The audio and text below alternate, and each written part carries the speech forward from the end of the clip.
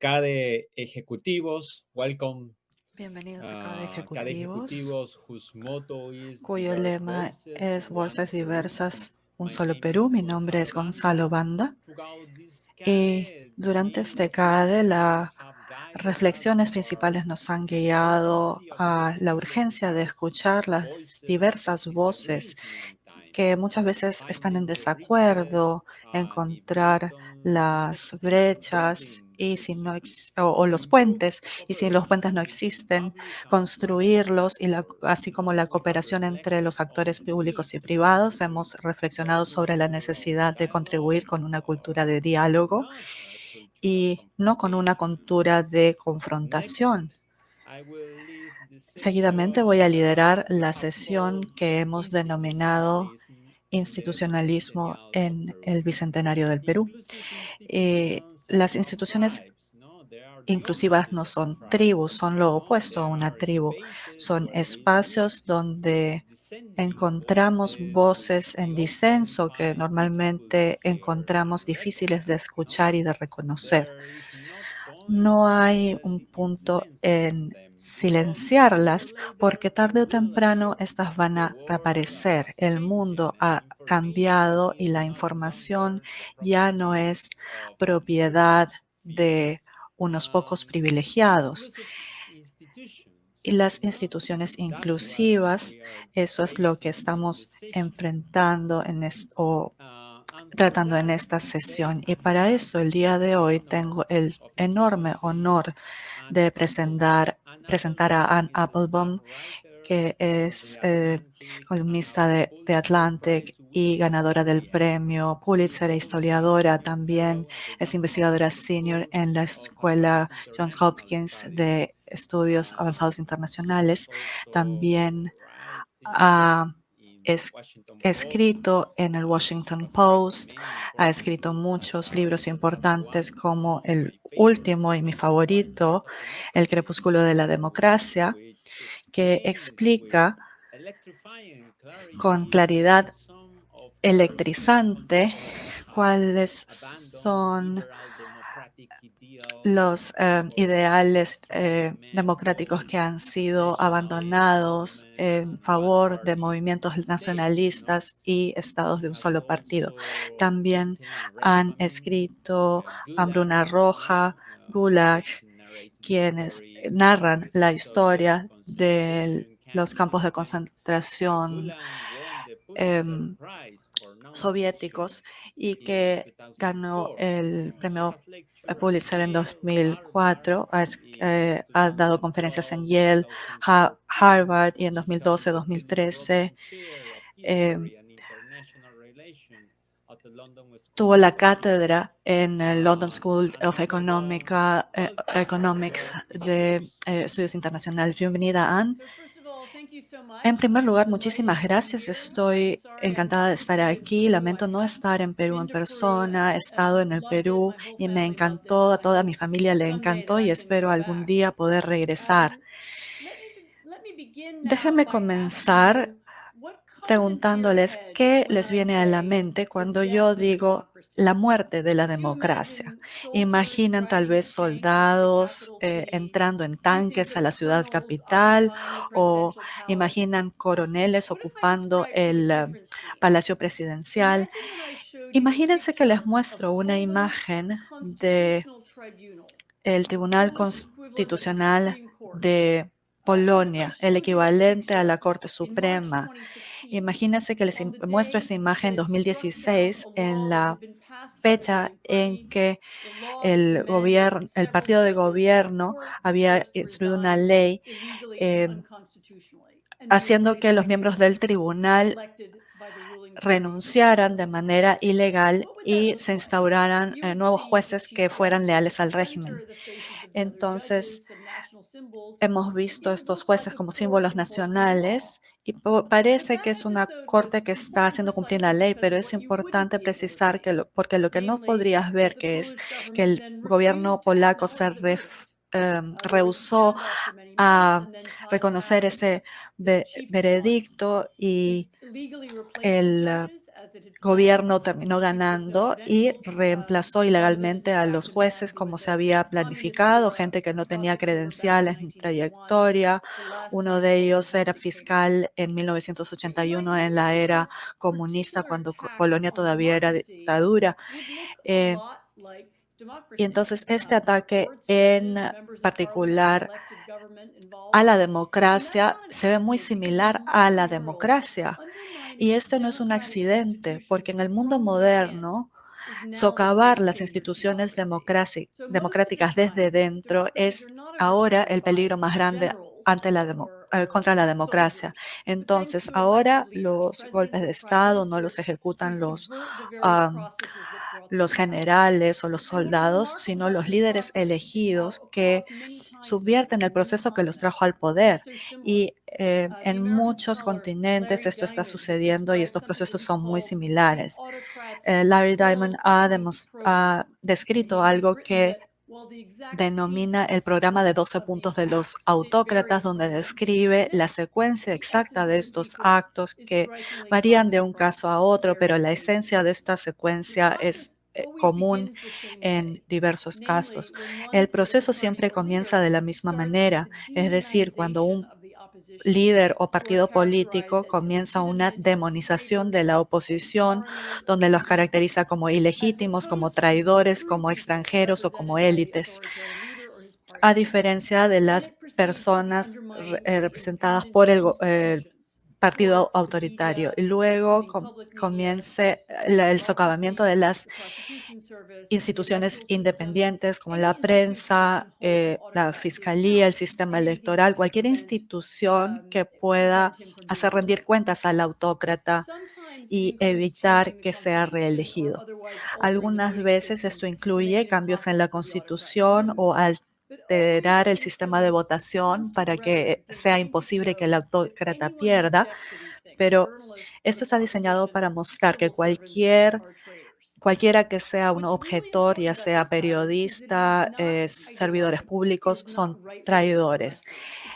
No es un tema ideológico, no es un tema de derecha versus izquierda, puede ser cualquier tipo de ideología. Ya he mencionado a Polonia, donde el partido de gobierno, partido de Ley y Justicia, es un partido abiertamente nacionalista, hostil a los sindicatos y está muy relacionado con el ala reaccionaria de la Iglesia Católica y está en desacuerdo con el Papa porque el Papa es muy liberal.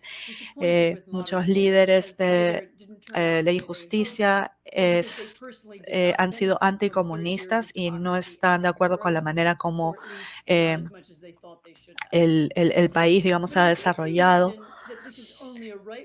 Pero en caso de que ustedes se imaginen de que esto es un fenómeno de derecha, permítanme recordarles que otras ideologías pueden tener la misma función. En Venezuela, por ejemplo, recordarán que hubo un asalto en cámara lenta a la democracia lanzado por líderes de izquierda, Hugo Chávez, quienes se llamaba a sí mismo un internacionalista que era anti-iglesia, que describió a los obispos como un tumor en su país. Pero Chávez también era adepto en términos de volver la disatisfacción en enojo, y en la época de de su elección hubo diversos escándalos de corrupción que desencadenaron una crisis de legitimidad, y estos dos líderes de países distintos en lados opuestos del globo tenían ideas muy opuestas, pero han hecho muchas de las mismas cosas con la misma intención. Ambos líderes utilizaron su primer año en el cargo para eh, destituir funcionarios competentes y reemplazarlos con funcionarios, miembros del partido, simpatizantes no calificados, y paso a paso han politizado el sistema judicial. He descrito lo que ha sucedido en Polonia, pero también recordarán que Chávez llenó la Corte Suprema con sus camaradas y nuevamente en el 2010. Y en ambos países han habido amenazas a jueces que han dado dictámenes en contrario al régimen. En Polonia, las personas o los jueces que tomaban ciertas decisiones podían ser destituidos. Y en la medida en que los medios comenzaron a reportar sobre la corrupción en su régimen, Chávez utilizó su poder para limitar sus libertades. Cualquier cosa que se escribiera en Internet se comenzó a vetar. En Polonia no han podido eliminar el periodismo independiente, pero el partido de gobierno está intentándolo. Hace algunas semanas los medios anunciaron un ataque a la publicidad mediática y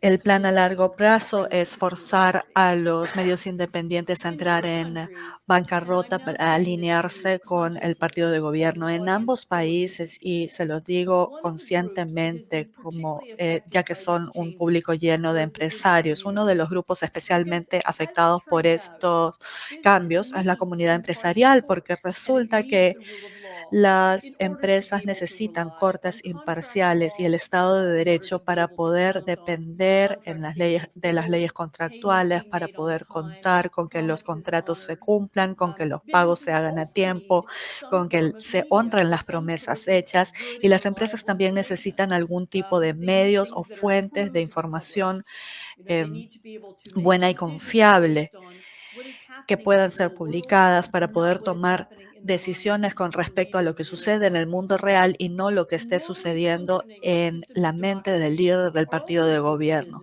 Los sistemas democráticos que funcionan normalmente son buenos para las empresas porque pueden mediar entre los distintos intereses de clase y étnicos de la sociedad. La sociedad de ustedes tiene un interés, hay mucho contraste entre personas de distintas partes del país, distintos antecedentes, pero las instituciones democráticas están diseñadas para lograr compromisos en lugar de que un grupo domine sobre otro en una situación que siempre será inestable. Este tipo de compromiso también es la base de la estabilidad que se necesita para poder planificar el futuro. La inestabilidad política es mala para las empresas, y tanto en Polonia como en Venezuela, la comunidad empresarial, en lugar de unirse al escándalo público y presionar, muchas empresas polacas simplemente se callaron.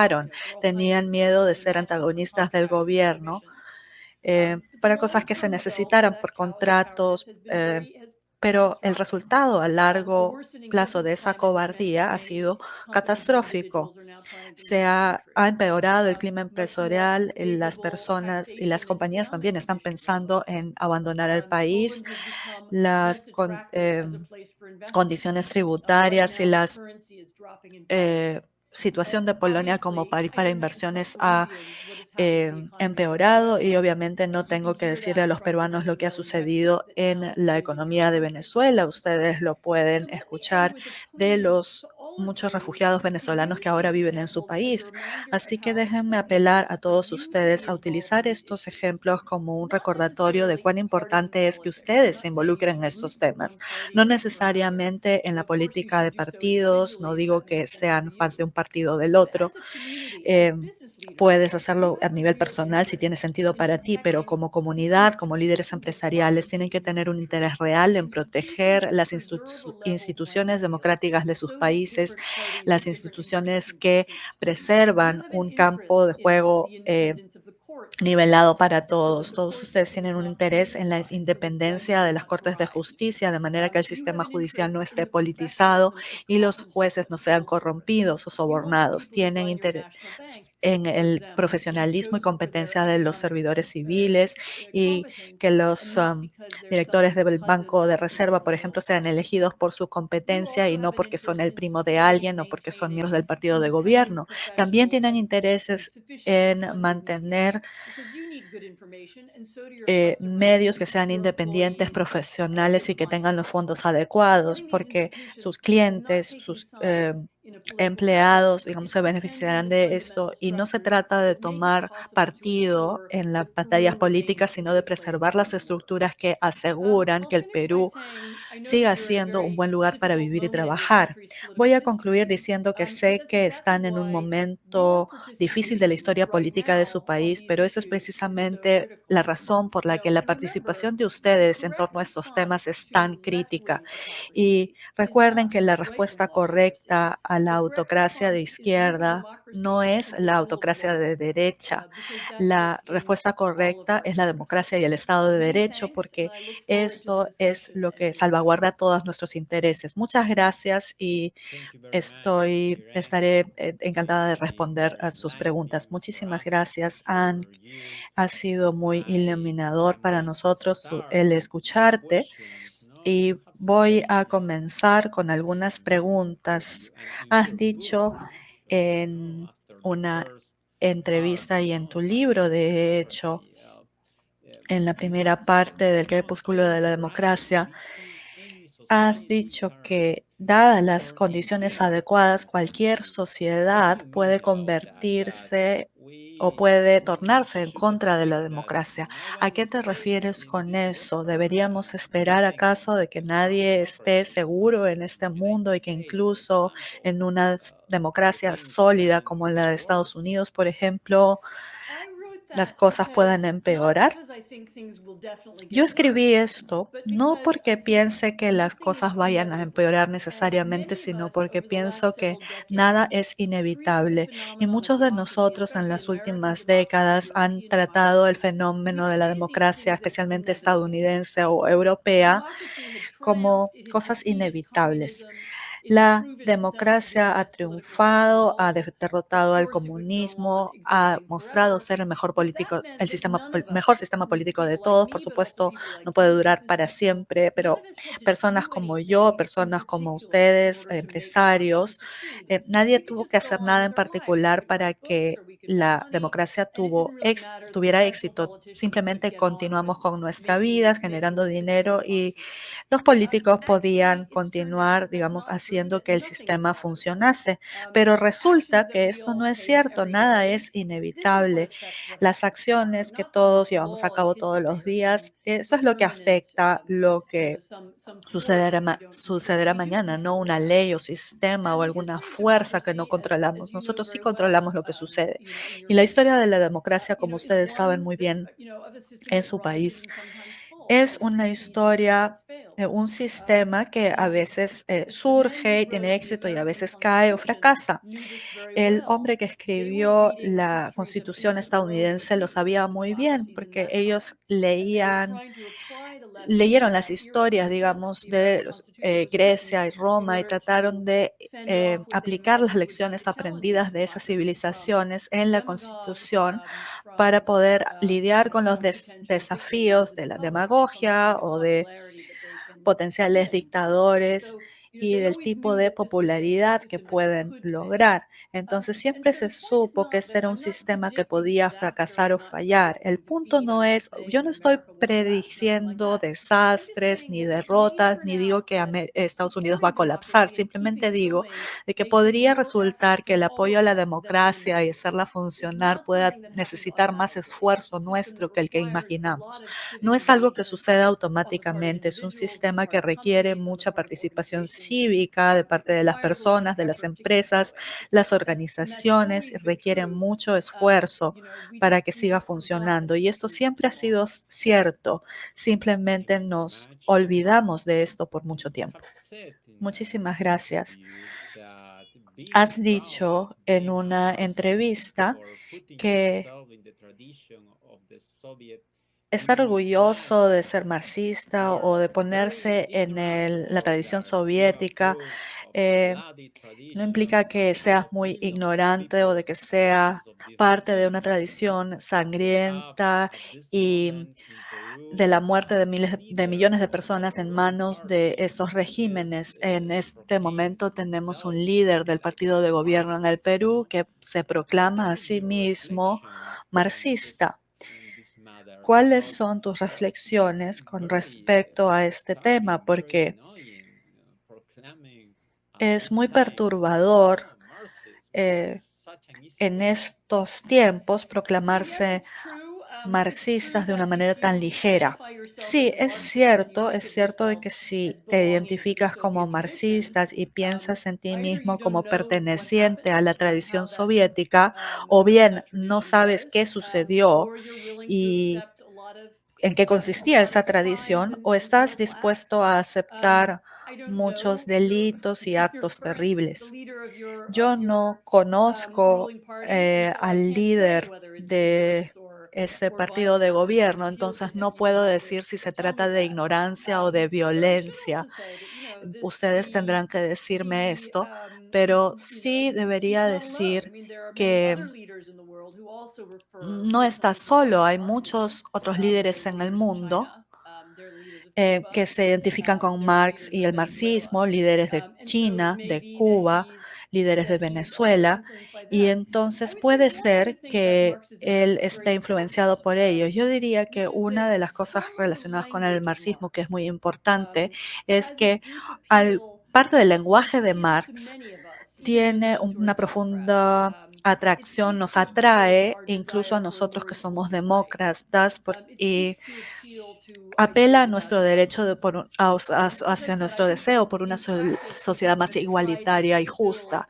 Creo que es en la práctica cuando las personas han tratado de implementar ese sueño marxista que han implementado estos campos de concentración y muertes masivas, pero para evitar la demonización del partido de gobierno, tal vez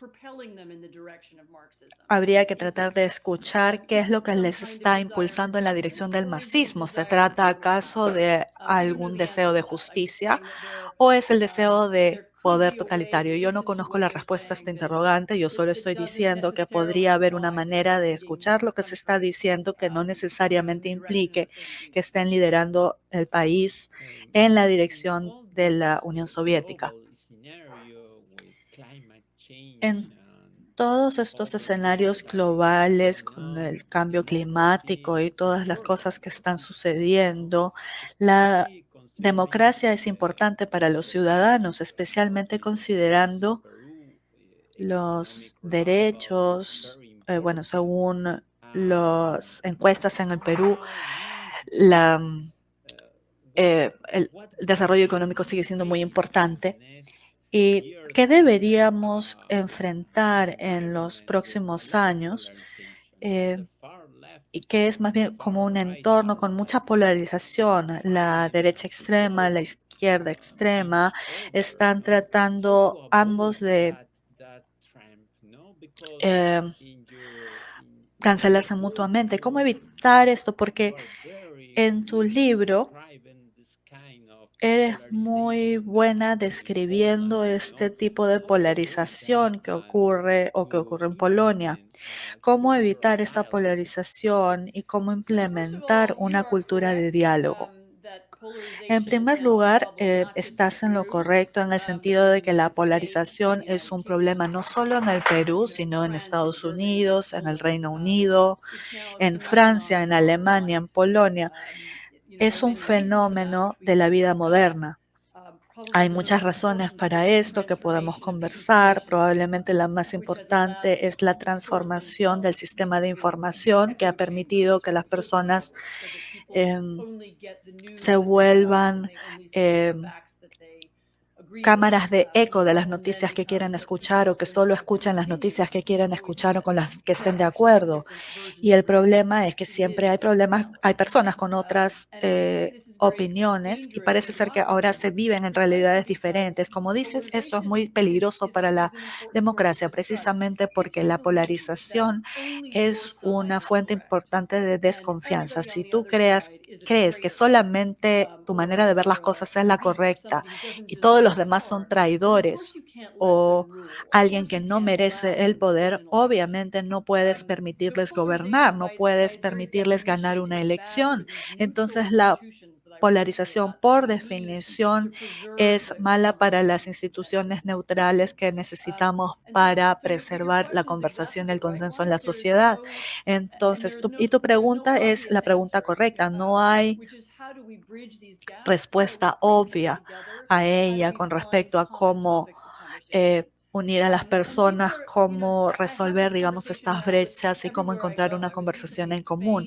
Yo tengo esta conversación ahora cada vez, a cada lugar que voy. Estuve recientemente en España, donde me he reunido con muchos políticos españoles y hemos tenido exactamente esta conversación.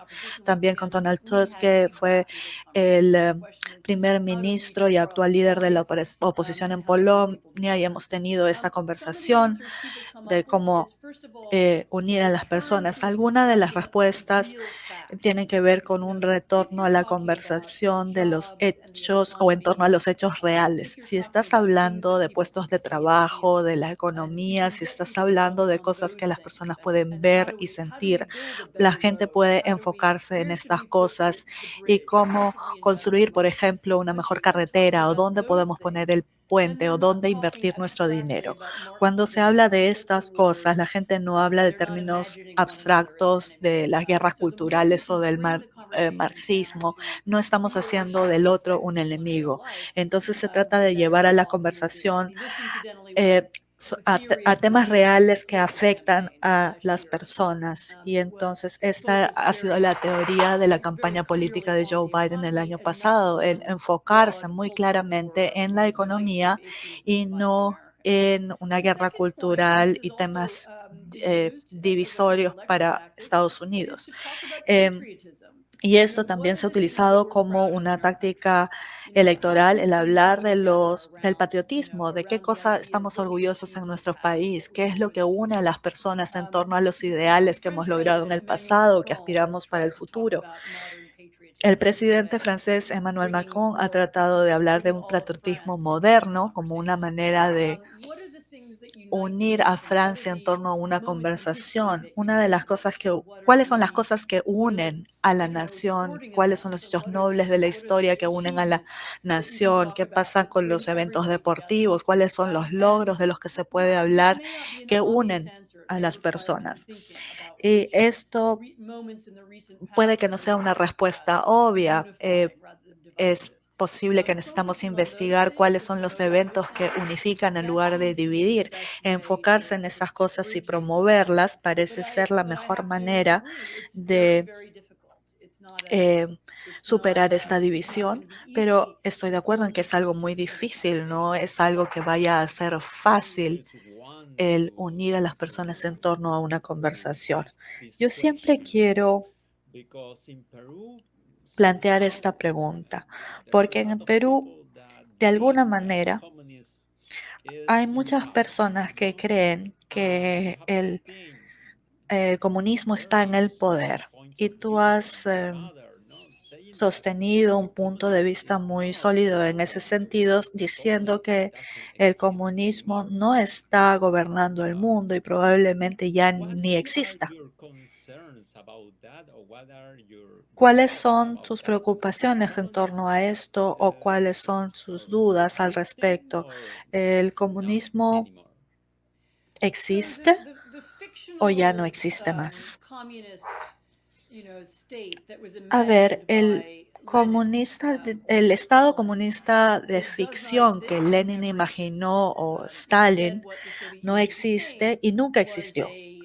En lo que se convirtió la Unión Soviética fue una dictadura muy cruel, muy violenta, donde los enemigos del gobierno eran castigados y a veces asesinados. La mayoría de estados que ahora se llaman comunistas o se denominan, creo que quedan 3 o 4, son o bien dictaduras muy crueles, por ejemplo, Corea del Norte, Cuba. Venezuela es un poco distinta, pero también podemos pensar en Venezuela. Pero ya han dejado de fingir que son economías o gobiernos socialistas. No hay nada en China moderna que tenga que ver con Marx. A veces les gusta hablar de Mao como su héroe nacional. el líder de la Revolución Comunista China, pero no hay nada dentro del gobierno del Estado chino actual que se parezca a cualquier cosa que Marx o Lenin imaginaron. Entonces, si bien utilizan ese lenguaje que puede ser engañosamente atractivo porque habla de ciertas ideas que son atrayentes, creo que para cualquier persona que vive en un mundo postcristiano, pero China no es un paraíso leninista o marxista de ninguna manera, es un país de capitalismo que también en su propia forma es muy cruel. La idea de que existe el comunismo en algún lugar y que podemos hacerlo diferente o mejor esta vez, eso es un mito, una ficción que sigue perpetrándose o perpetuándose por personas que están buscando una alternativa a la democracia como la conocemos. Muchísimas gracias por esa respuesta. Pero de alguna manera tenemos que establecer algunas alertas que tendremos que tomar en consideración porque nuestras instituciones en el Perú no son tan sólidas o fuertes como podrían serlo. ¿Cuáles son estas alertas o alarmas? Especialmente porque en el Perú, por ejemplo, tenemos un gobierno populista, caótico, que digamos está orientado o tiende hacia la izquierda, que quiere instaurar una asamblea constituyente, que quiere cambiar el mecanismo de reforma de la Constitución. Y creo que podemos establecer como una especie de conjunto de alertas. ¿Cuáles serían esas alertas en general?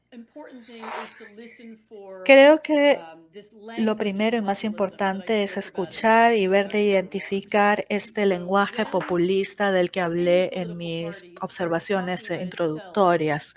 Cuando cualquier partido político comienza a referirse a sí mismo como el único partido legítimo, no solo nosotros tenemos el camino correcto y nadie más, donde todos los oponentes son traidores o personas que no son verdaderamente peruanos, esa es una mala señal porque ese es el lenguaje que utiliza un partido político porque va a tratar de cambiar las reglas para mantenerse en el poder. Esa es la primera mala señal. La segunda señal es que pueden haber cambios constitucionales legítimos. Nuestras constituciones son antiguas, necesitan actualizarse, eso no es necesariamente algo malo, pero es importante estar pendientes de cambios constitucionales que sean en sí mismos constitucionales, romper las reglas, cambiar el sistema sin consentimiento político o popular y sin el consenso de los distintos actores de la sociedad. Es importante porque esto puede llegar a vacíos donde quien esté en el poder, digamos, aproveche la oportunidad y hay que ver cualquier intento de quebrar el Estado de Derecho y reemplazarlo con determinadas políticas. Entonces, eso es una muy mala señal. Y yo siempre voy a estar muy pendiente de las instituciones que han sido diseñadas para hacer que los políticos asuman sus responsabilidades, como por ejemplo las Cortes de Justicia, los medios, y si tienes esto en el Perú, también los inspectores generales o contralores o burócratas cuyo rol sea reportar la corrupción y asegurarse de que de solucionar las cosas que están mal dentro del sistema. Todos este tipo de instituciones que están allí para servir el bien público y no a un político en particular, su poder y su derecho de existir tiene que protegerse muchísimo porque lo que hacen los autócratas y lo que buscan es resistirse o hacerle la guerra a ese tipo de instituciones. Así que estén pendientes de esas señales por ejemplo, intentos inconstitucionales de cambiar la Constitución o intentos de alterar el sistema para que los jueces ya no sean independientes, intentos de afectar los medios para que ya no sean independientes, intentos de socavar los poderes de cualquier entidad cuyo objetivo sea monitorear el sistema y luchar contra la corrupción. Yo creo que estas son las señales más importantes a las que hay que prestar atención. Muchísimas gracias, Anne, por esta maravillosa oportunidad de compartir con nosotros tus pensamientos sobre la democracia y los desafíos que estamos enfrentando en torno a la democracia y a la institucionalidad. Para nosotros ha sido un enorme honor escucharte y estoy seguro de que todas las personas que han asistido a CADE están muy complacidos de haber compartido contigo estos momentos. Déjenme concluir tal vez con algunas reflexiones.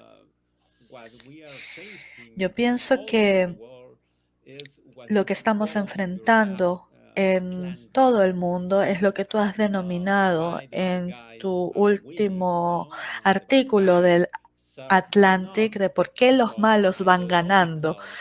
Los malos o los chicos malos no están prestando servicios a algún tema ideológico, sino a Autocracy Inc., ¿no? A autocracia, sociedad anónima, por decirlo así. Esta sensación de querer estar en el poder solamente por un interés propio y no para el bien común. Y eso es algo que debemos tratar de evitar para proteger nuestra democracia. Sí. Y si quieres compartir con nosotros algunas reflexiones finales, este es el momento.